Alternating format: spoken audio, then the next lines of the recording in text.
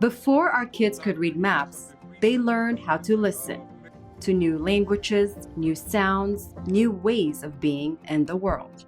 We're raising them between cultures. And we've chosen to travel with them, not just to see the world, but to help them understand it. This film is about why that matters to us. And what we hope our kids carry with them wherever they go.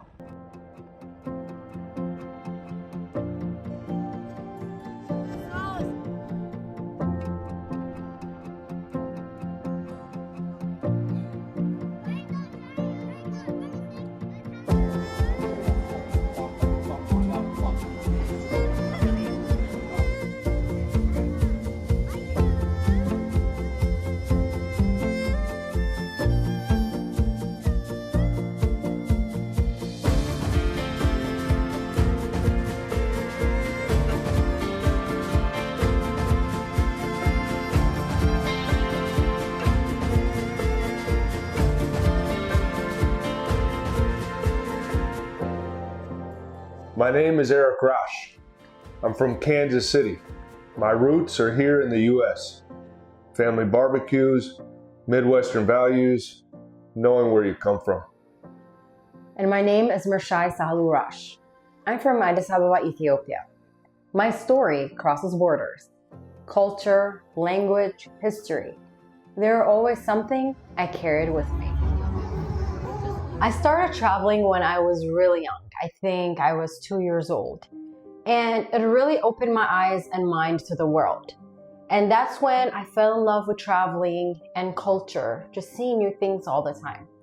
I remember the trips I took with my family as a kid and how seeing new places, new faces fascinated me wherever we went, whether it was to Europe or Africa or elsewhere. I remember being completely mesmerized by the Maasai culture in Kenya, for example. The attire, the dances, just everything fascinated me. I think traveling also teaches you adaptability. I'm a very adaptable person.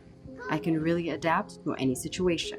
And I think I got it in big part from my travels and being exposed to different cultures. How about you? When did your love for travel start?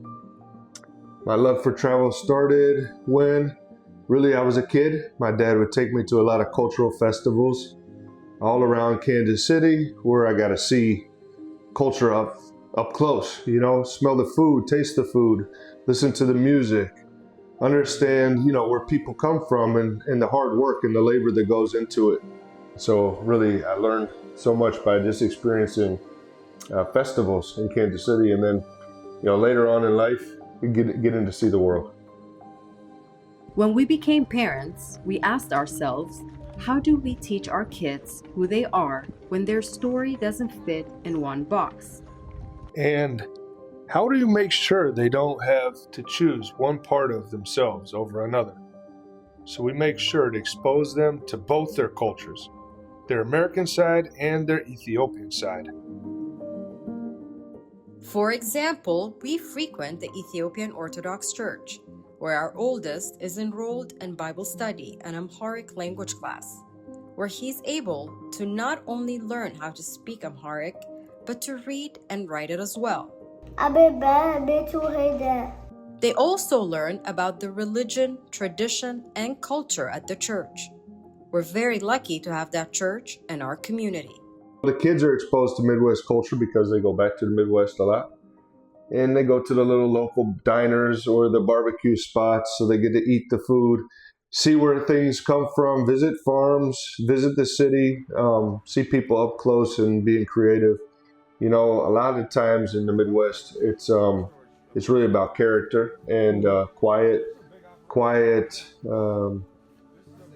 work. That when no one else is looking, it's doing the hard work, and so they get to see that up close and see what success looks like in the Midwest.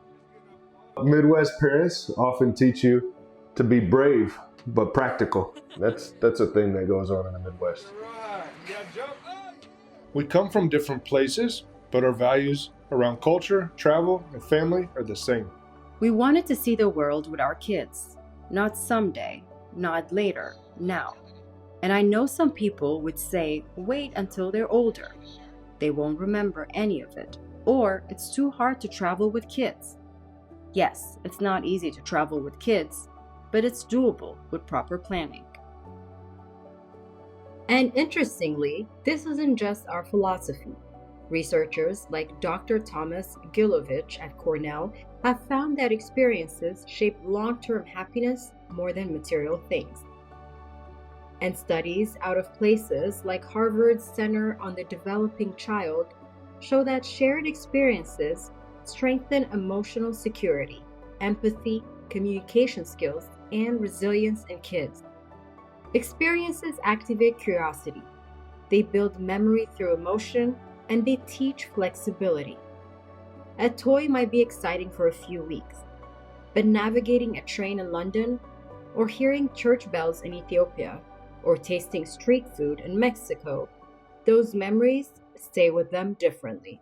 When we invest in travel, we're not just buying plane tickets, we're investing in perspective. We're not trying to give them everything. We're simply trying to give them experiences that shape everything. Which is why I started a blog called One Peel at a Time, where I share about our family travels, including guides, itineraries, culture, in order to inspire families to travel and to learn about new cultures. And as to kids not remembering travel, I don't know. I don't agree with that, because our oldest sometimes would share memories with us from trips we've taken with him when he was 2 or 3. So they do remember. It makes an impact on them. So when we first talked about traveling, what mattered most to you? Traveling with the kids specifically. Yeah, traveling with the kids, just being able to open their eyes to new worlds. So being able to, experience things up close, personal, getting to talk with people, experience things, everyday life, finding joy in the smallest things. I think about the travel where we would just go and join in a soccer match, and whether it's in Mexico or Ethiopia, soccer is a uniting sport, and so seeing Adam and Caleb enjoying those moments and connecting with people over something like that, something small but really meaningful, is going to have a big, tremendous impact in their life, and probably a really great memories. Double-decker bus. Double-decker bus? Yeah. Or just even trying the street foods, when the kids get to try different street foods, and even sometimes you don't even know what you're eating and find out afterwards. Those Like the time I ate crickets. Like the time we ate crickets. I mean, Yeah. those type of things, those are really, really important. And also seeing people, how they cook them, the seasoning, the spices. Those things are really important and really are the fabric of so many cultures and communities. And where they get those spices from, where they get those foods from, seeing what goes into it, the work that goes into it. The kids get to see that. They're going to build on that for their life. Come on, guys. We believe exposure builds empathy. We believe adaptability is a life skill. And we believe our kids should feel comfortable in more than one place, more than one language, more than one culture. Travel isn't an escape for us. It's how we teach.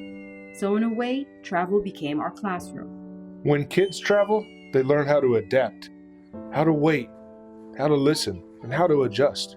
They learn that comfort isn't guaranteed, and that's okay. I remember this one time when we were in Montreal and we were pushing Adam to speak French. He wasn't as fluent as he is now at the time. He was just starting to become conversational. And I remember he just didn't feel comfortable speaking it. But we kept encouraging him to use the language by asking him to order us food, to ask for directions. And the idea behind that was to encourage him to speak the language, practice it, but also to teach him how to adapt to the new environment that we were in at the time. We want our kids to walk into a new place without fear. To hear a different language and lean in, not shut down. Raising multilingual kids is intentional. Language teaches humility. You have to listen before you speak. When our kids speak multiple languages, they're learning how to move through the world. Adam is now fluent in English and French. He speaks, reads, writes it. He's knowledgeable in Amharic. He's learned to read and write it as well, and is working towards being fluent one day. Asado. He also studies Spanish a couple of times a week, and Caleb is following behind him, now learning French and Amharic himself. Why is it important to you that our kids speak more than one language and they learn about their culture? Well, for me, one of the things is I wish I knew how to speak in more than one language fluently. I know some languages, some words, even sometimes how to understand other languages, but I'm not fluent. And so it's one of those things like I always wish I was able to do that, because I know that it really does open a lot of doors and gives you a lot of opportunity to see things from other people's lens. And I think about even just being able to speak a little bit of somebody else's language, their first language, and how welcoming they are when you try to speak their language. So, having the boys learn different languages is really going to be valuable for them, but also create those global relationships that are so important as we see them grow. My involvement at church is kind of a Midwest value. You show up, and when you show up, people notice. And so showing up at church is one of those things where the boys are really going to see that their father, mother show up, they're involved, they understand that faith is really important in our lives. Faith is one of those things that it gets you through those hard times, and everybody has hard times in their life, where sometimes faith is the thing that's going to get you through. And so, showing up is wonderful, but also knowing about the religion, is really important, so that you're grounded and rooted in faith. Where are we, Dada? We take them to where we're from, because roots matter. So they learn their roots, but we also show them the world beyond us. When the kids go to Kansas City, we all go to Kansas City.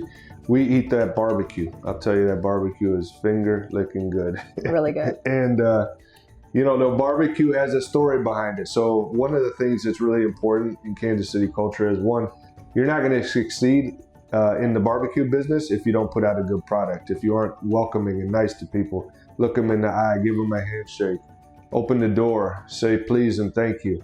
All those things really go far in making sure that your barbecue joint is successful. And so the kids get to see that hard work, the labor, the food from the land, and the time that it takes to cook that barbecue. And that is what is really important, just from a barbecue standpoint. I mean, talking about the Chiefs, it's one of those things like you go for your team, you root for your team, and you show up. You show up win or lose. Now, we've been winning a lot. This last year we lost a little bit, but you still show up, and you continue to root for that team. And those type of values are really important. Hard work really goes far in the Midwest, and that's what the kids get to see. Oh, Flossie, so man. We're raising kids who are grounded, And open, confident in who they are. and curious about others. When you think about who the boys will be as adults, what do you hope all this traveling and exposure to culture will give them? Great question. I think, all this exposure to travel will give them the opportunity to really be global citizens, to understand that every human deserves dignity. Those things are really important, and travel opens up their eyes to that. Our kids might not remember every place we've been to, especially the ones we visited when they were really young. But they'll remember how it felt to be welcomed and how to welcome others. And that's the world we're trying to raise.